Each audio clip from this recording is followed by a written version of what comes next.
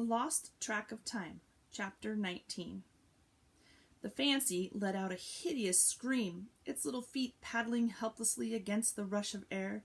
Penelope tried to scream too, but her throat clamped shut. Her stomach flattened against her ribs, and she clutched the Fancy, but there was nothing there to hold. The fur just melted in her fingers. She gulped for air, and as her lungs filled, she found her voice again. "Stop!" But the Fancy didn't stop. If anything, it fell faster, straight through the shadow. The force of the wind pushed Penelope's cheeks up against her eyes and lifted her mouth into a gruesome grin. Her thoughts ran in every direction, like marbles dumped on the floor. She didn't even try to gather them up, as complete panic set in. She began to shiver uncontrollably, and her teeth would have chattered if she wasn't clenching them so tightly. Whoosh! They fell through the shadow and into the dull sky of the realm. Penelope looked down and saw the world rushing up to meet her. The Fancy gained speed as it fell, and the wind shifted to a high-pitched whistle. Penelope wanted to cover her ears, but was afraid she might fall off.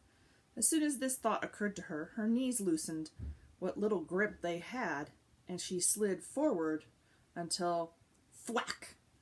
The Fancy fell through a flock of birds, hitting one and sending it spiraling off course. The rest of the birds screeched in dismay and scattered in every direction. One bird flew backward into Penelope's face. Penelope forgot all about falling off the Fancy as she spit out a mouthful of feathers. The feathers reminded her of the cuckoo, and for a brief moment the delightful memory of flying with the giant bird flashed through her mind. She grabbed the memory and held it tightly, imagining the peaceful exhilaration she felt on the cuckoo's back. At that moment, something completely unexpected happened. The Fancy began to slow, and the horrible sinking feeling abated. The Fancy was doing exactly what she imagined. Penelope quickly pictured the Fancy flying along at a gentle pace, with the world passing below like a lazy river. Next, she envisioned the force of the wind reduced to a summer breeze. To her great relief, both of these things happened. Penelope relaxed and dared to take a peek at the ground. It was no longer a blurry mass zooming toward her. Instead, she could clearly make out the contours of the city. The roads were long and narrow, crossing one another at sharp angles, with buildings on either side. Traffic lights dotted the way, and cars moved slowly up and back, stopping at regular intervals. One of the roads was 3 times as wide as the others, heading straight toward the tower. Even from miles away, the tower's massive bulk dominated the horizon. It would be so much nicer to be having tea with the great Moodler right now. No sooner had this thought crossed Penelope's mind than the Fancy made a sharp turn and headed back in the direction they had come. There was no such thing as wishful thinking when riding a Fancy. "No!" barked Penelope, and emptied her mind of any thoughts except the tower and the task before her. The Fancy whimpered softly and turned back around. "I know," soothed Penelope. "It will be over soon." As they drew closer to the heart of the city, the sky became a maze of buildings. Penelope flew higher until the buildings were below her, and only the tower loomed ahead, its blank windows and featureless facade blocking their path. Both below them, surrounding the tower, was a circular building. A parapet ran along the top, and Penelope could see clockworkers standing guard. She had arrived at the timely manor. Penelope remembered what Dill had told her about the manor, how it was filled with clockworkers who followed Kronos' every command. Now, Dill was one of those horrible clockworkers himself. Penelope pushed aside this thought. She couldn't let it carry her away. She had a job to do. Once she got Dill to the realm of impossibility, the great Moodler would undo whatever awful spell he was under. Penelope took a deep breath and flew up through the shadow. She clung to the Fancy, focusing on the heat radiating from its back. But its soft warmth was no match for the horrible cold. The chill gripped her body and her mind, robbing her of every sensation but despair.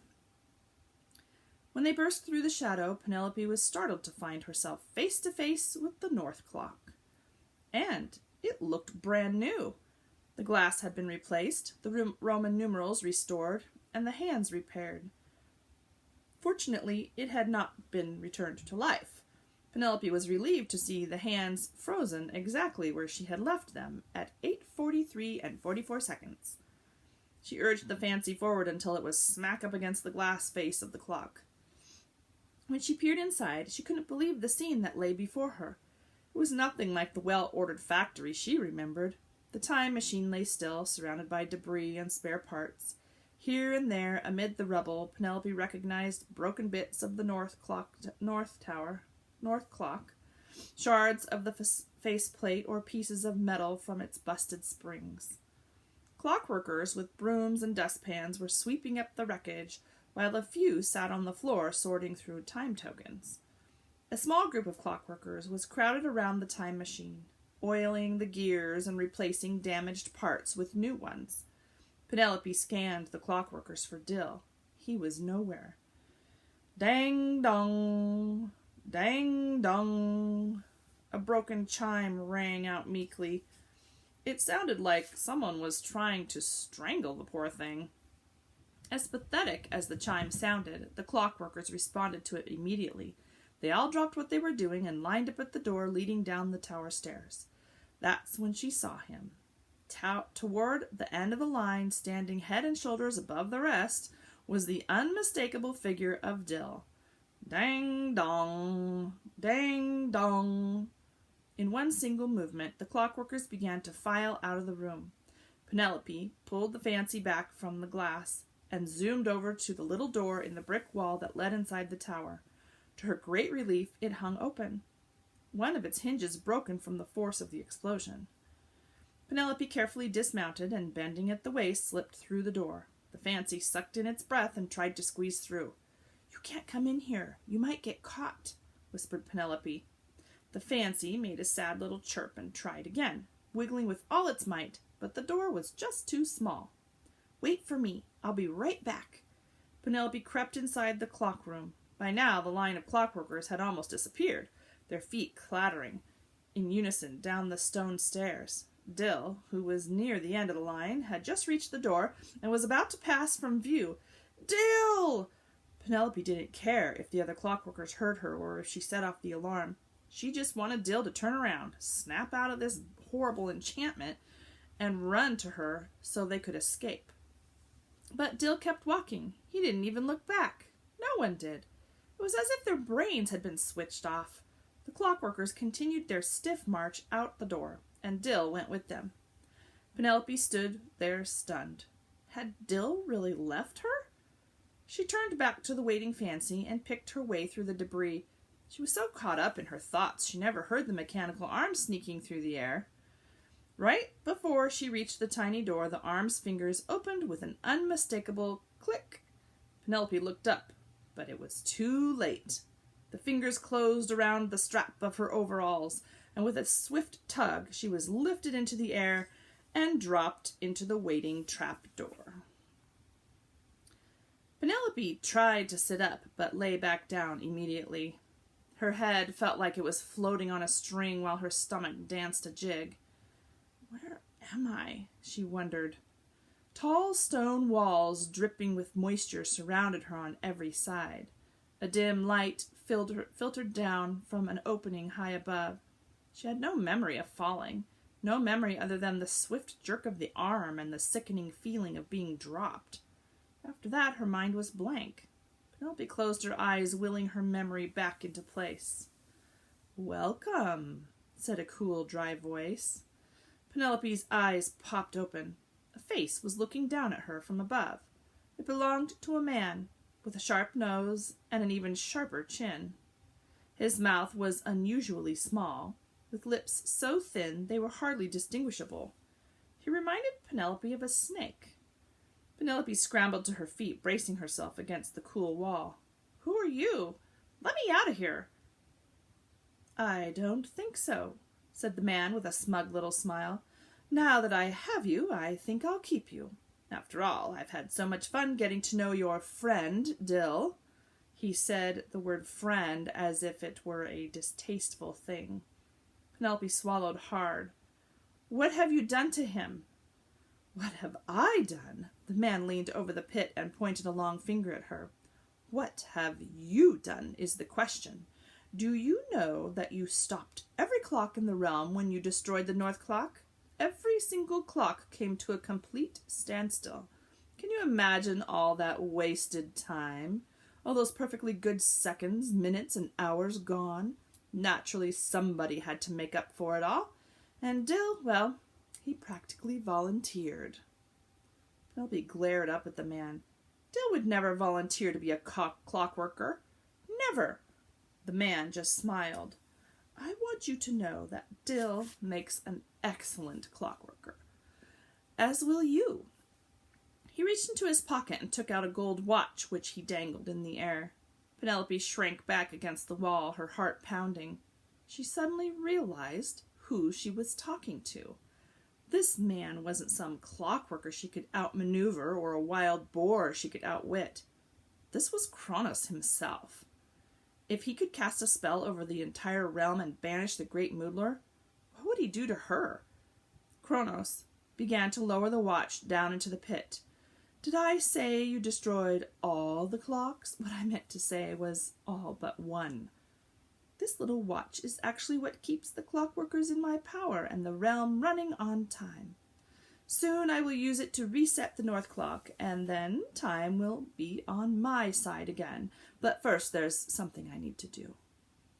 By now the watch was hanging above Penelope's head, too high to reach, but close enough that she could hear its hands moving rhythmically. Tick-tock, tick-tock, around its white face. Can you tell me what time it is? Asked Kronos. The words pulled at Penelope with a strange power, and she couldn't help but look up. When she did, the watch caught her eye, and it wouldn't let go. She tried to look away, but her eyes were locked on the endless motion of the second hand. Before she knew it, her arms and legs were frozen as well. Tick-tock, tick-tock. The incessant ticking grew strangely louder. Don't listen to it, she told herself. She tried humming a song in her head, reciting important dates and telling herself familiar stories, but it was impossible to shut out the sound. The ticking seeped in, drowning her in its monotony. Penelope, Kronos said in a soft, low voice, what time is it? But Penelope couldn't hear his words. She couldn't even hear her own thoughts. All she could hear was the watch. Tick-tock, tick-tock. It sounded ricocheted against the walls of the pit until, bring! A loud alarm shook the air. Kronos let out a shout of delight before quickly retracting the watch. So sorry, but we'll have to save our fun for later. Time has come, and I'm needed elsewhere. He pulled the watch up the rest of the way and snapped it closed. When he did, Penelope staggered forward as if released from a spell. She stood there struggling to make sense of what just happened.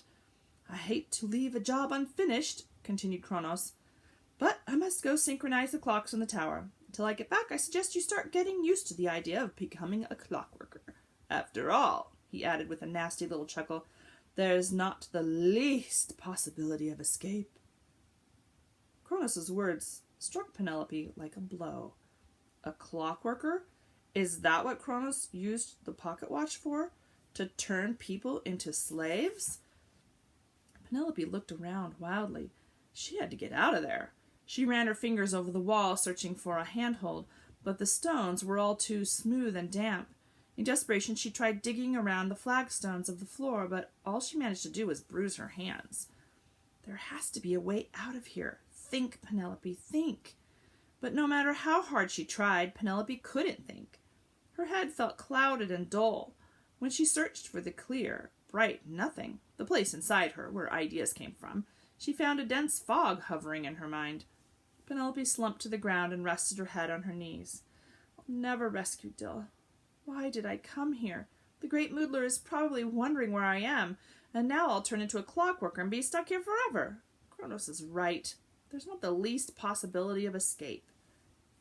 A cry welled up from deep inside her, bursting from her lips. But instead of a sob ricocheting against the walls, a small speck of darkness flew from her lips and landed at her feet. Penelope jumped up and stared down at the black speck. As she watched, it quickly grew from a speck into a spot and then a puddle. The puddle stretched into a thick ribbon of black. Long wavering appendages sprouted from its sides, 4 in total. These appendages sprouted appendages of their own, 1, 2, 3, 4, 5 each. They were hands with fingers, and feet with toes, and then, as if on cue, a huge head grew at the top. Penelope couldn't look away from the dark shape on the ground. It looked like her shadow, but it was deeper and darker than any shadow she'd ever seen. It moved and swayed of its own accord, free from the mastery of a sun that had not cast it. Its arms drifted open and its fingers waved, beckoning Penelope down. Penelope backed away into what little corner there was. "This is not happening. This is not happening. This is not happening," she told herself. But it was. The darkness spread soundlessly toward her. Penelope stood shivering, breathing in short, sharp gasps as the moisture in the air turned to frost. The puddle crept across the stone floor, itching closer and closer until it slapped at Penelope's toes. Penelope lifted one foot and then the other, but the puddle just grew wider until it seeped under her feet. Her shoes were the first thing to disappear. Her ankles were next. Penelope was frozen. As the darkness gathered around her, sliding up her body, disappearing her bit by bit. There went her knees and thighs, then her torso and arms, until finally it swallowed her head. That's the end of chapter 19. See you next time.